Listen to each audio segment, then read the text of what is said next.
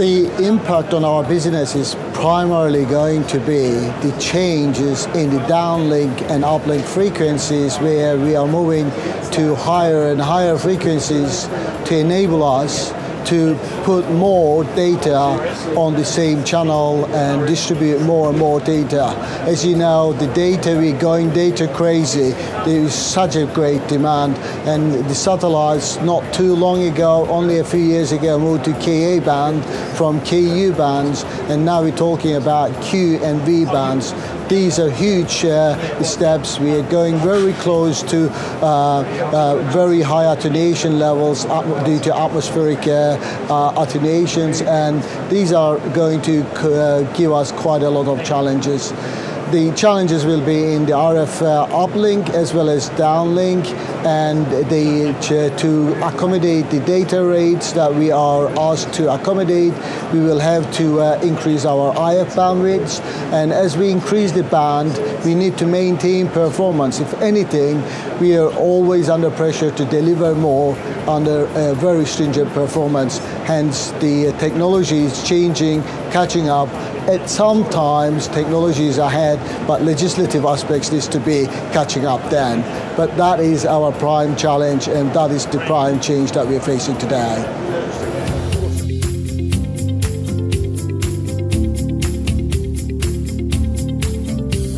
Opportunities are immense. The fact that the data and satellite usage and our desire to globally accessing the same data, irrespective of where we are, we could be a well-developed country, or we could be somewhere else having our safari or enjoying ourselves, hardly any population there. We are demanding the same quality of service, same rate of data.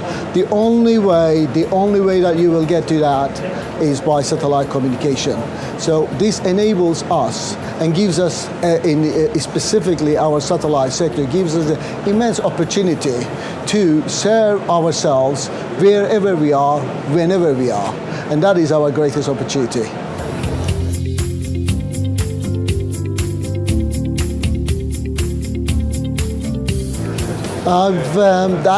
That is a very real challenging question, because I find it hard to say something is overhyped, but if I'm pushed to answer, I would say it's 5G. We are talking a lot about 5G as if it is already developed and as if it is already about to be rolled out. Of course, there has been a lot of advances in 5G. Its integration in terrestrial, SATCOM, and everything is challenging. What is more challenging in 5G is that legislatively we are falling well behind. The technology is moving fast, and our requirements and the buzzwords around 5G, so many different buzzwords, even ourselves who are within the industry find it hard to keep up to. But 5G, its delivery and integration into satellite sector, introduction of what we refer to LEO and MEO satellites, and all these services to be harmonized and working together is going to be a challenge for us. And the most hyped technology would be, in my view, is the 5G. Nevertheless, it will be with us. I can accept that, but it will take time.